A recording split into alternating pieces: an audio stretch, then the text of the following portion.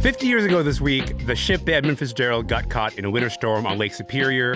There is a good chance you know the story because of Gordon Lightfoot's The Wreck of the Edmund Fitzgerald. But half a century later, the song and the story have this extraordinary second life, somehow as an incredibly popular meme on the internet. How did that happen? I'm Elamin Abdelmahmoud. This show is called Commotion. Niko Stratis is here. Conor Kerr is here. Guys, it's Edmund Fitzgerald season. Hello, happy Fitzgerald to you, I suppose. Happy Fitzgerald, one and all. There's a window of time, I think, after Halloween, but before American Thanksgiving, where it's kind of like, if you will, the skies turn a little gloomy, and it feels like we are in exactly the time period. Fitzgerald giving, we call it. When the gales in November come in. Okay, before we get into this conversation, I think it would help the audience if we just play a little bit of the song. Let's hear it. The lake, it is said, never gives up the dead when the skies of November turn gloomy. The lake, it is said, never gives up her dead when the skies of November turn gloomy. Okay, a year after that tragedy happens, Gordon Lightfoot releases this song, The Wreck of the Edmund Fitzgerald. It becomes an unexpected hit. This song goes #1 in Canada. It is #2 in the United States. The Billboard Hot 100. This song is the second song on that chart. That's pretty bananas to me. It is one of the greatest songs of all time. Yes. It's a song that all three of us really love. Niko, I'll start with you. What does this song mean to you?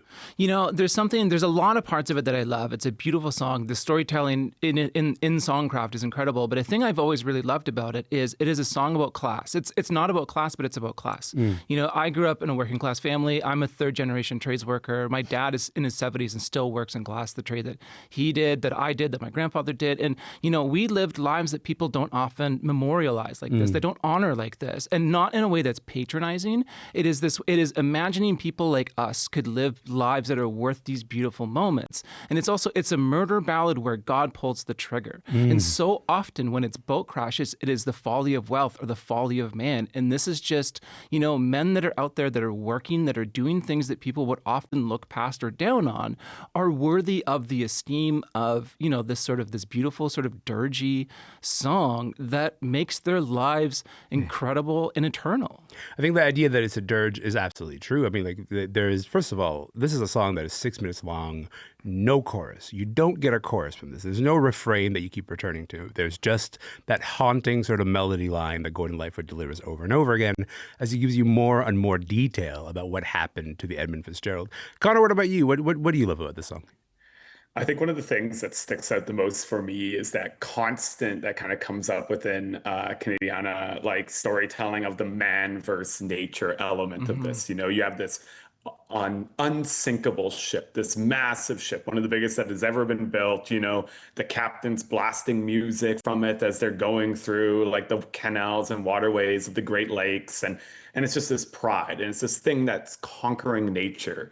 This that man has created. You know, it's unsinkable in the Great Lakes, and then the gales of November come early, and this ship and all its might, nature still takes away from that. So I think there's still that element that exists behind it of just this man versus nature, but at the end of the day, nature's still always overcoming what man has created. And I think that just really, really, really sticks out for me. Yeah. I tell you what that reminds me of is like Margaret Atwood, of course, wrote Survival, right? Which is like this guide to Canadian literature. The idea that so much of Canadian literature is about trying to survive the elements, trying to survive the things that are around you.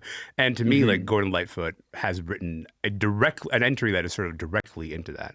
Niko, you mentioned that this song sort of really honors the working class. I'm wondering if there's a line or a moment in the song that you're like, that's the heart of the thing. That's the thing that sticks with me. It's hard because the heart of the thing is in literally every line. Like there's so many moments and I'm like, this is it. This is the heart of the line. But I like, you know, when the cook comes in and says, fellas, it's too rough to feed ya, and then fellas, it's been good to know ya. You know, like if anybody's ever spent time in a work camp or places like that, you know, that is the sort of thing you would hear. You know, some of those camps have a cook, and this is the sort of conversation you would have, and it feels very real. And again, going back to this idea of like so often people like that, like think of the movie Titanic and all the working class and middle class people on that boat. You know, it's almost presented patronizingly. They're all mournful and they're all just like locked in the basement. And here it's like they're real, and there's a cook, and he's, you know, the fellas part of it really gets me because it is a very real way of people speaking to each other, and it is this way of saying like, I want these people to be real in their final moments. Yeah. And I think that is a really beautiful thing to do for the 29 people that lost their lives, is saying, you were real at the end. Yeah, there's a simplicity to the way that Gordon Lightfoot sort of renders their lives and their stories, because he just says this is what that relationship looked like. This is the care that they sort of apply to one another. And it's an imagining of their end, but it is this imagining of like, what if their end is worth remembering? Yeah, so I just want to just play that part that you're talking about right now. Let's listen to it. When the supper time came, the old cook came on deck saying, fellas, it's too rough to feed you. Come on, just the emotion in it, right? Like he sort of fully renders that emotion right there in there. Conor, I want to listen to another part of the record, the Edmund Fitzgerald, because this is the part of the song that you chose as the one that stands out for you. That big ship and true was a bone to be chewed when the gales of November came running. You got a ship, but it's just ready to be chewed because the gales of November are here. What do you love about that line? It's just a bone to be chewed. Yeah. It's just so evocative of how, nature's just eating this thing that's been created there. And it's also like haunting in that absolute way, where it's kind of put in this like supernatural face on nature with the gales and the winds and all of that Gordon Lightfoot's like created here and wrote there. So it doesn't it's not just necessarily like a very scientific like atmospheric thing, but it gets into that kind of supernatural haunting element of what that looks like when you see, this gale force wind of sleet and snow and rain coming at you from across the Great Lakes there. Quite technically, that song begins with a land acknowledgement, right? That song sort of begins with him being like, hang on, before we even get to the story, there is the way that people talk about Lake Superior is much older than the thing that I'm about to tell you. So he quotes the Chippewa and he's saying they sort of are familiar, the Chippewa are familiar with the winds on this lake. And there's like a deep sort of long history to the way that these gales can kind of surprise people. And I think that's the part that's sticking out to me, Conor, is like this idea of Gordon Lightfoot is trying to say, those people on that boat, they should have known, because actually there's a really lengthy history of the way that these winds have been talked about. Does that stick out to you as well?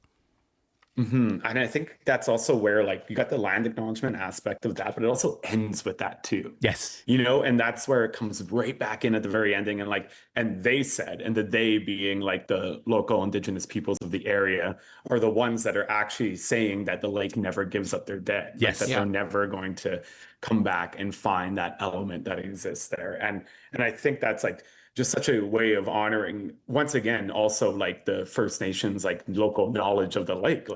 It's dangerous. This is a dangerous thing. You're not, as much as you think with your technology that you can conquer this, it's not happening. There's another force behind it here too.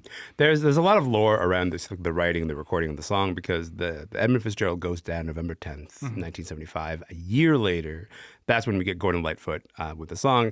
He kind of recorded this thing in one go. Yeah. The recording that we hear is the band's first time playing through that song. It's pretty nuts. However, he's gone on to change the lyrics over time, because when he recorded, it was 95% accurate, and he said, no, we can get a little closer to the truth. Tell me a little bit about this idea of him going into writing the song, and then also the willingness to sort of change it later. Well, I think it speaks to the intention behind recording it in the first place. The story I've always understood is that he had been reading an article about it in Newsweek, and they spelt the name of the boat wrong. And he thought, we can do better than that. Yeah. So he goes and records this song. And so in the spirit of that is, saying, he changed a line where he says the main hatchway caved in. And, at some point somebody had a conversation with him and said, well, that's not actually how that would have gone. So he changes this part of the song and still makes it lyrical and still makes it flow. But having this desire to say, if I made this with the desire to honor these people, then I'm willing to change. And imagine everybody felt like that now, where they said, I am doing this in service and name of other people, and I'm willing to change what I have made because it's about them, it's not about me. If more people operated like this is the society the liberals want. We'd have good flying cars and the whole 9 yards. Yes. And I think it just speaks to this really human spirit behind the song. I think this is what attracts people to it, is you can tell there's so much humanity in it. Yeah, there's so much care that goes into the song. And then there is life to the song 50 years after it comes out, 49 years after it comes out, and 50 years after the sinking. Because one of the reasons we're gathered today is to talk about the fact that there's a whole subset of the internet. All three of us are a part of this subset of the internet, of just seeing and receiving a lot of Edmund Fitzgerald memes, a lot of commentary. Like, oh, men don't want to go to the club. They just want to think about the Edmund Fitzgerald. You know, like just like these sort of ideas that keep sort of recurring. Niko, what makes this song a meme fodder? Why do you think that's happening? Look, if scientists could harness this energy, we could do anything. I don't know. I kind of wish I knew, because I wish I knew why my DMs suddenly have exploded in the last year with everybody I know and people I don't know sending me Edmund Fitzgerald memes. But it's very yearning in its way. It's like a Springsteen song almost. And there's a bit of queerness to it, because it's a little bit queer to yearn this much for the water.